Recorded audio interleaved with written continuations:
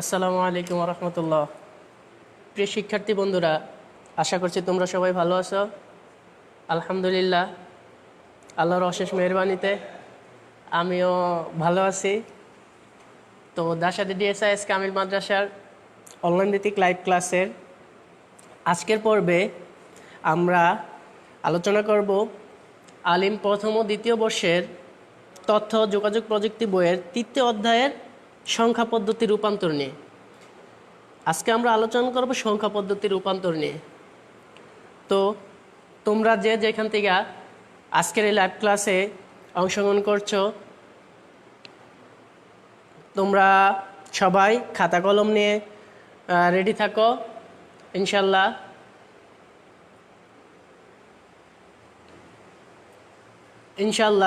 আজকে আমরা দেখি কি কি টপিকস নিয়ে আলোচনা করা যায়। চলো এই পর্যায়ে আমরা সেই টপিকসগুলো দেখে নেই।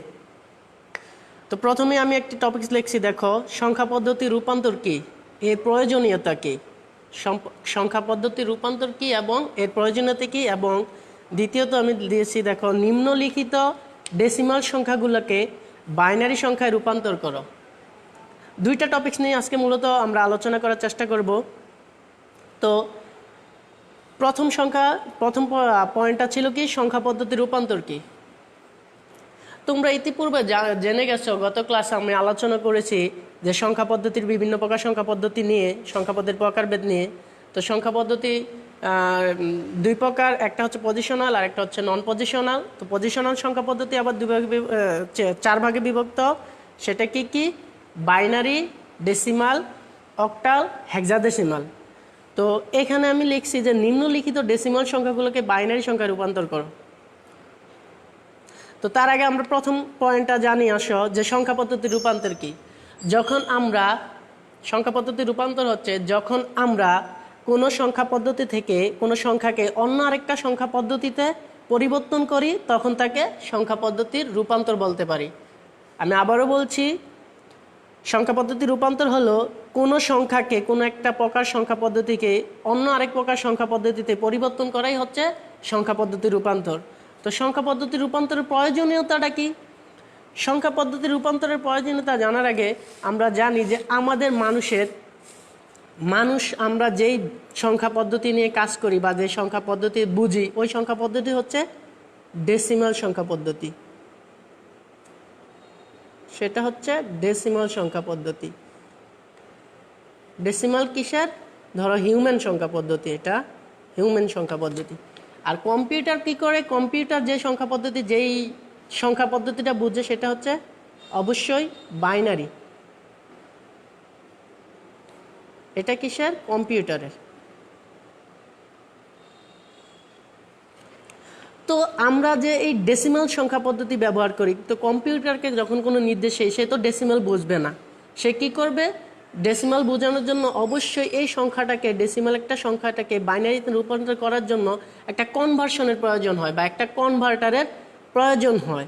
তো যখন আমরা এই মানুষের ভাষাকে কম্পিউটারের ভাষায় রূপান্তর করার জন্য যেই পদ্ধতিটা ব্যবহার করি, অথবা কম্পিউটারের ভাষা তো আমরা আবার সবসময় বুঝবো না, কম্পিউটারের ভাষাকে আবার যখন মানুষের ভাষায় রূপান্তর করার জন্য যেই কনভার্সনের প্রয়োজন, আসলে সংখ্যা পদ্ধতিটা এই জন্যই প্রয়োজন যে কম্পিউটার ভাষাকে মানুষের ভাষা বোঝানোর জন্য এবং মানুষের ভাষাকে কম্পিউটারের ভাষা বোঝানোর জন্য, মানুষের ভাষাকে কম্পিউটারের ভাষা বোঝানোর জন্য যেই কনভার্সনটা আসলে এই সংখ্যা পদ্ধতির এই জন্যই প্রয়োজন। তো এখন দেখো দ্বিতীয় টপিকসে আমরা আসি যে নিম্নলিখিত ডেসিমাল সংখ্যাগুলোকে বাইনারি সংখ্যায় রূপান্তর করো। তো প্রথমে কি আছে? প্রথমে আছে 67 অবশ্যই এখানে বলে দিয়েছি যে ডেসিমাল সংখ্যা। তো এইখানে দেখো একটা চার্ট দিয়ে রেখেছি। ডেসিমাল থেকে আমরা তো জানি যে চার প্রকার সংখ্যা পদ্ধতি রয়েছে। পজিশনাল সংখ্যা পদ্ধতি চার প্রকার, একটা হচ্ছে ডেসিমাল, বাইনারি, অক্টাল, হেক্সাডেসিমাল। তো ডেসিমাল সংখ্যা পদ্ধতি থেকে আমরা কি করব? রূপান্তর করব। কিসে রূপান্তর করব? বাইনারিতে।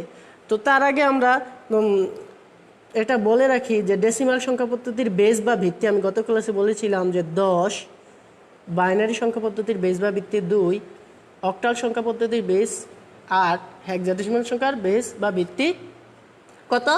16। তাহলে আজকে আমরা কোনটা যাব? এই ডেসিমাল সংখ্যা পদ্ধতি থেকে এই বাইনারি সংখ্যা পদ্ধতি রূপান্তর করব। তো চলো আমরা প্রথম এক্সাম্পলটার দিকে চলে যাই। প্রথম কথা আছে 6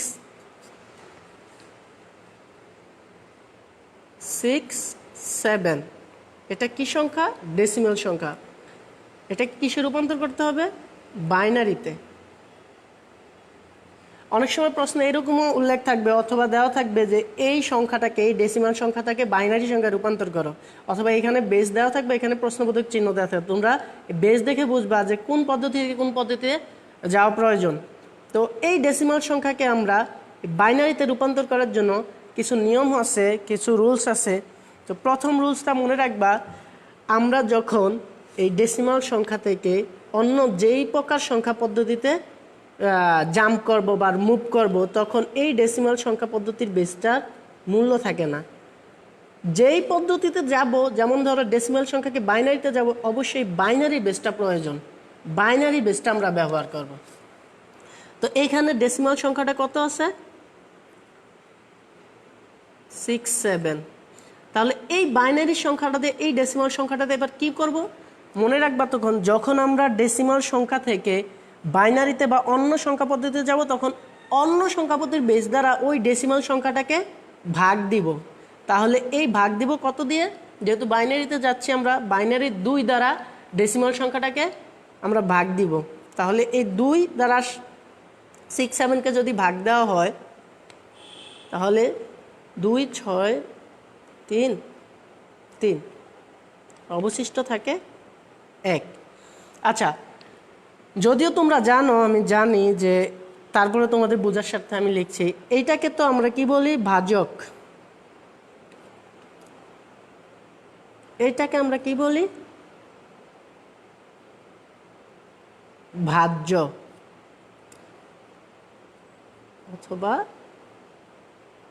ভাগফল। ভাগফল। আর এইটা হচ্ছে ভাগশেষ।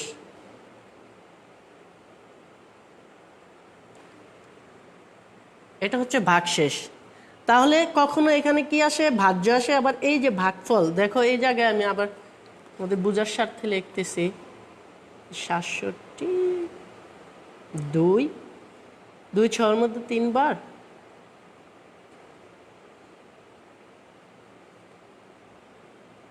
কত হয়?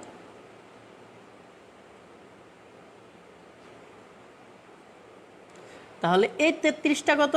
33টা হচ্ছে ভাগফল। কখনো এখানে ভাজ্য থাকে, কখনো ভাগফল থাকে। আর এই যে 1 হচ্ছে কি? 1 হচ্ছে তোমাদের ভাগশেষ। তাহলে এটা হচ্ছে ভাজক, এটা হচ্ছে ভাজ্য বা ভাগফল এখানে থাকবে, আর এখানে থাকবে ভাগশেষ। তো আমরা কতক্ষণ পর্যন্ত ভাগটা দিতে থাকবো? এই যে 2 দ্বারা আবার 33টা যদি ভাগ দেই, 2 যাবে 3-এর মধ্যে 1 বার, কত? 1 13-এর মধ্যে 2 2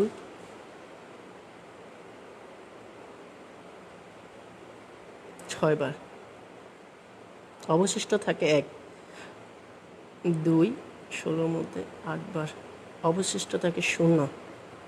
2 8-এর মধ্যে 4 বার, অবশিষ্ট ভাগশেষ থাকে 0। 4-এর মধ্যে 2 বার, ভাগশেষ থাকে 0। তো আমরা কতক্ষণ পর্যন্ত এই ভাগটা চালিয়ে যাব? আমরা ততক্ষণ পর্যন্ত এই ভাগের কাজটা চালিয়ে যাব যতক্ষণ পর্যন্ত না এই ভাজ্য বা ভাগফলটাকে 0 পাবো। ততক্ষণই আমরা এই ভাগের কার্যক্রমটা চালিয়ে যাব যতক্ষণ পর্যন্ত আমরা কি করব? এই ভাগফলটাকে অথবা ভাজ্যটাকে 0 না পাবো। তাহলে 2-এর মধ্যে 1 বার 0। তাহলে আমরা কি এখানে ভাগফলটা 0 পাইছি? এখনো পাই নাই। তাহলে 2-এর মধ্যে 2 দিয়ে 1-এর যদি ভাগ দেই, 2 তো 1-এর মধ্যে ভাগ যাবে না, 2 তো 1-এর মধ্যে ভাগ যাবে না, মানে 0 বার যাবে। তাহলে 0 1। তাহলে কত? এই ভাগফলটা 0 আসবে, আর অবশিষ্ট থাকবে কত? 1। তাহলে আমরা আমাদের লক্ষ্যে আমরা পৌঁছে গেছি, যে ততক্ষণ পর্যন্তই ভাগ দিব যতক্ষণ না ভাজ্য বা ভাগফলটা আমরা 0 না পাইছি। তো আমরা তো 0 পেয়ে গেছি, আর ভাগ দেওয়ার দরকার নাই। তাহলে এখন আমরা কি করব? কিভাবে এটা প্রকাশ করব? যে সুতরাং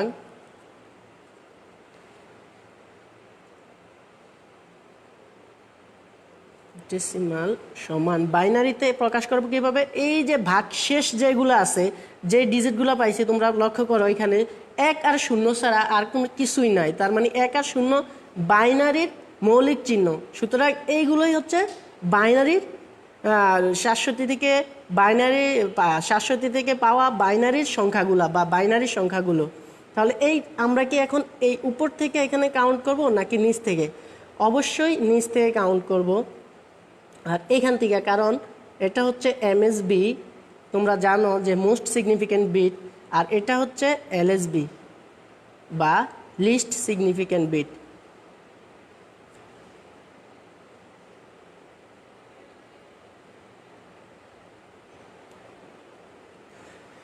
এমএসবি মোস্ট সিগনিফিক্যান্ট বিট আর এটা হচ্ছে লিস্ট সিগনিফিক্যান্ট বিট। তাহলে এখানে আমরা এইখান থেকে কাউন্ট করা শুরু করব।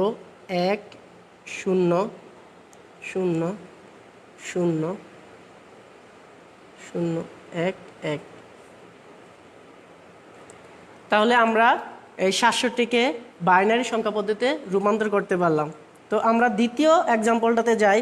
দ্বিতীয় এক্সাম্পলটা কি ছিল? 53। এই 53কে কিসে রূপান্তর করতে হবে? অবশ্যই বাইনারিতে রূপান্তর করতে হবে। তাহলে আসো আমরা 53টাকে দেখি।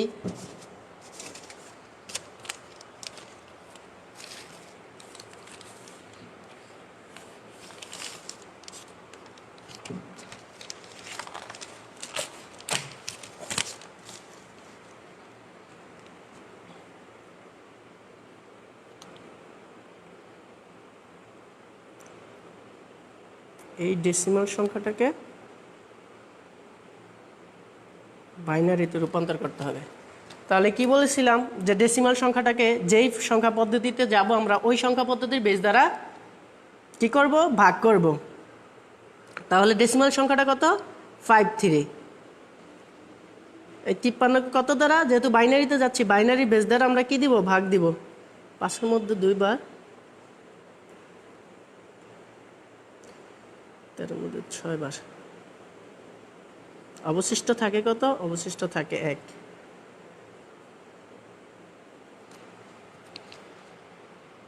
তোর মধ্যে 1 বার, 6-এর মধ্যে 3 অবশিষ্ট থাকে 0। 2-এর মধ্যে 13-এর মধ্যে যায় 6 বার, অবশিষ্ট থাকে 1। 6কে 2 দ্বারা যদি ভাগ করি আমরা তাহলে পাই 3, অবশিষ্ট থাকে 0। 3কে যদি 2 দ্বারা ভাগ করি তাহলে যে 1 বার, অবশিষ্ট থাকে 1। এখন আমি কি বলেছিলাম? আরও কি ভাগ দিব 2 দ্বারা 1কে? হ্যাঁ অবশ্যই, কারণ এই ভাগফল বা ভাজ্যটা যতক্ষণ না পর্যন্ত 0 পাবো ততক্ষণ আমরা ভাগের কাজটা চালিয়ে যাব। তাহলে 1কে যদি 2 দ্বারা ভাগ দেই, এই 1কে যদি 2 দ্বারা 2কে 1-এর মধ্যে যায় না, 0 বার যায়, তাহলে এখানে 0 নামবে। তাহলে অবশিষ্ট থাকে কত? 1। তাহলে এখানে 0, অবশিষ্ট কত থাকলে? 1। এখন আমাদের লক্ষ্যে আমরা পৌঁছে গেছি। দেখো আমরা ভাগফলটা 0 বা ভাজ্যটা 0 পেয়ে গেছি, আর ভাগ দেওয়ার দরকার নাই। এখন আমরা কি লিখতে পারি? সুতরাং 53 ডেসিমাল বেস সমান, কোথা থেকে শুরু করব? অবশ্যই নিচ থেকে উপরের দিকে, এইভাবে যাব আমরা নিচ থেকে উপরে, কারণ এটারে এমএসবি বলে আর এটারে বলে এলএসবি। এমএসবির পুনরূপ হচ্ছে মোস্ট সিগনিফিক্যান্ট বিট বা সর্বোচ্চ মানের বিট, আর এলএসবির পুনরূপ কি? লিস্ট সিগনিফিক্যান্ট বিট বা সর্বনিম্ন মানের বিট। তাহলে মোস্ট সিগনিফিক্যান্ট বিট থেকে আমরা শুরু করব 1 1 0 1 0 1। তাহলে এখানে বাইনারি বেস, এটাই তোমাদের উত্তর। তারপরের এক্সাম্পলটাতে কি আছে আমরা দেখি, চলো। লাস্ট এক্সাম্পলটাতে আছে, এটা একটু ডিফারেন্ট, একটু ব্যতিক্রম। এতক্ষণ আমরা পূর্ণ সংখ্যা, শুধু পূর্ণ সংখ্যারগুলো দেখছি। এখন আমরা পূর্ণ সংখ্যার সাথে কি দেখব? ভগ্নাংশেরটাও একসাথে দেখব। তো চলো আমরা দেখি।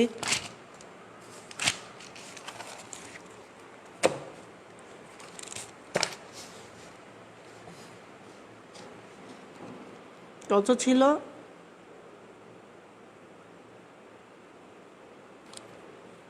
এই ডেসিমাল সংখ্যাটাকে কিসে রূপান্তর করতে হবে? বাইনারিতে রূপান্তর করতে হবে।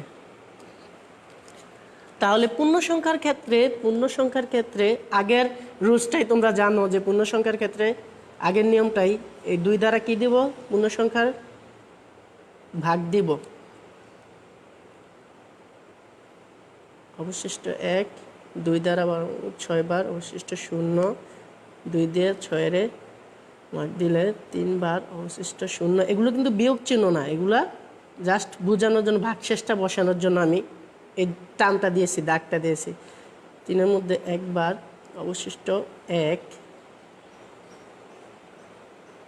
1 এর মধ্যে 0 বার অবশিষ্ট 1 তাহলে এই পূর্ণ সংখ্যার ক্ষেত্রে কি পাইলাম আমরা যে 23 এইখান থেকে শুরু করব 1 1 0 0 1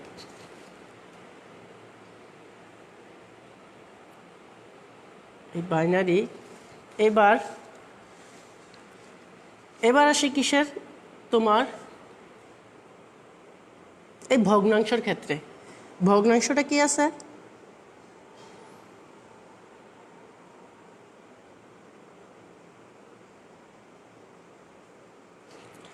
তোমরা একটা জিনিস মনে রাখবা যখন পূর্ণ সংখ্যার ক্ষেত্রে আমরা যেই কাজটা করব ভগ্নাংশের ক্ষেত্রে ঠিক উল্টো কাজটা করব এই ভগ্নাংশের ক্ষেত্রে এটাকে আমরা পূর্ণ সংখ্যার ক্ষেত্রে আমরা কি দিছি এই বাইনারি বেস 2 দ্বারা পূর্ণ সংখ্যার সংখ্যাটাকে আমরা ভাগ দিছি এখন এই বাইনারি বেস দ্বারা দশমিক ভগ্নাংশের সংখ্যাটাকে যেহেতু ভাগ দিছি এর বিপরীত কি ভাগের বিপরীত গুণ তাহলে এই কি দ্বারা বেস দ্বারা বাইনারি বেস দ্বারা ভগ্নাংশটাকে গুণ দিব তাহলে কত দ্বারা 2 দ্বারা গুণ দিলে কত পাবো আমরা আচ্ছা তোমাদের বোঝানোর জন্য লিখি এটা হচ্ছে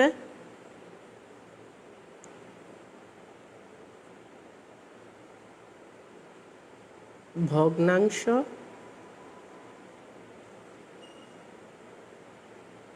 এটা হচ্ছে গুণফল আর এটা হচ্ছে কি পূর্ণ সংখ্যা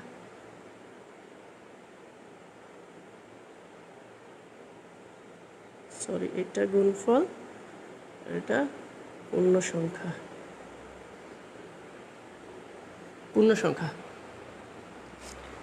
আচ্ছা 5 দুগুণে 10 দশমিক 50 আসে তাহলে আমরা পূর্ণ সংখ্যাটা কত পাইছি পূর্ণ সংখ্যাটা এখানে 0 পাইছি আবার এখন এই যে পূর্ণ সংখ্যা এই 50 এই 50টাকে যে গুণফলটা পাইছি এই গুণফলটাকে আমরা কি করব গুণফলটাকে আবার 2 দ্বারা গুণ দিব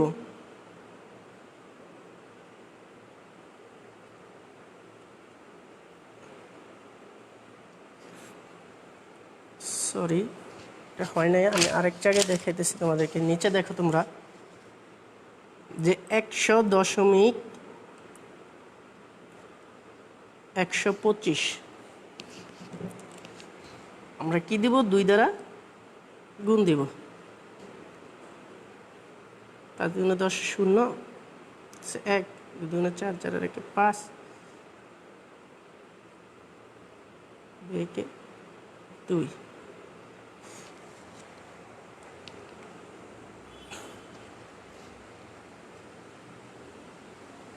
তাহলে আমরা এখানে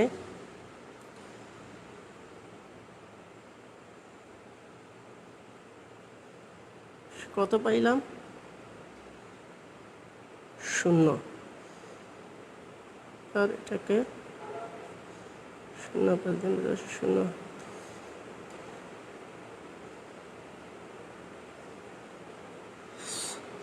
এখানেও 0 পাইলাম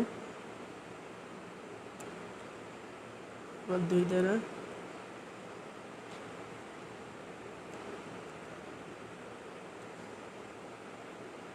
তাহলে এখানে 3 সংখ্যা আছে এই 3 সংখ্যার পরে আমরা কি দিলাম দশমিক দিয়ে দিলাম 3 সংখ্যার আগে দশমিক তাহলে পূর্ণ সংখ্যা কত পাইলাম 1 তাহলে এবার দেখো আমরা যে গুণ ভগ্নাংশটা যখন 0 পাবো তখনই স্টপ করে দিব আমাদের গুণ দেওয়াটা 2 এর বেস দ্বারা গুণ দেওয়াটাকে স্টপ করে দেব এই ভগ্নাংশ 0 পেয়ে গেলাম যেহেতু এখন এই 2 দ্বারা এই এই ভগ্নাংশটারে যদি আবার গুণ দিই তাহলে শূন্যই তো আসবে, তাহলে এখানে আমরা স্টপ করে দিব। তাহলে আমরা এখানে কি করলাম যে 0 0 1, তো এটা কি কোন দিক থেকে লিখবো, উপর থেকে লিখবো না নিচ থেকে লিখবো? আমি বলছি যে তোমাদের যখন পূর্ণ সংখ্যাটা লিখবা তখন তোমরা এর পূর্ণ সংখ্যার ক্ষেত্রে যেই কাজটা করবা তার বিপরীতটা করতে হবে ভগ্নাংশের ক্ষেত্রে। তাহলে পূর্ণ সংখ্যার ক্ষেত্রে আমরা নিচ থেকে উপরের দিকে কাউন্ট করছি, ভগ্নাংশের ক্ষেত্রে আমরা উপর থেকে নিচ দিকে কাউন্ট করব। উপর থেকে কোন দিকে কাউন্ট করব, নিচ দিকে কাউন্ট করব। তাহলে এখানে আমরা কি লিখতে পারি, সুতরাং 0.125 ডেসিমাল সমান কত হয়, নিচ থেকে উপর থেকে কাউন্ট করব 001, এই বাইনারি। তাহলে টোটালটা কি দাঁড়ালো, টোটাল দাঁড়ালো সুতরাং 23.25 সমান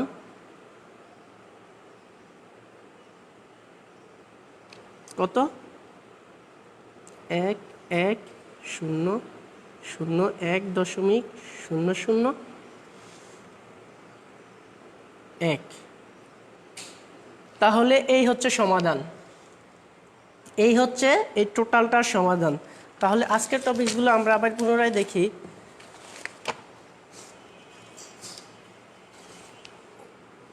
যে সংখ্যা পদ্ধতি রূপান্তর কি তোমরা জানো, ইতিপূর্বে বলেছি, এবং এর প্রয়োজনীয়তা কি? এর প্রয়োজন হলো আমাদের মানুষের বোধগম্য ভাষাটাকে কম্পিউটার ভাষায় বোঝানোর জন্য, বা কম্পিউটারের ভাষাটাকে মানুষের ভাষায় বোঝানোর জন্য যে কনভার্সনের প্রয়োজন, এই জন্যই সংখ্যা পদ্ধতির রূপান্তরের প্রয়োজন।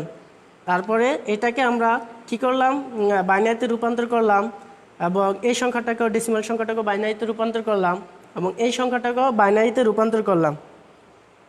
তো আশা করছি আজকের ক্লাস তোমরা বুঝতে পেরেছ। যদিও কেউ না বুঝে থাকো তাহলে কমেন্ট সেকশনে অবশ্যই কমেন্ট করে জানাবা, আমি আবারও বুঝিয়ে দেওয়ার চেষ্টা করব। তো আগামী ক্লাস দেখার আমন্ত্রণ জানিয়ে আজকের মতো এখানেই বিদায় নিচ্ছি। আসসালামু আলাইকুম ওয়া রাহমাতুল্লাহি ওয়া বারাকাতুহু।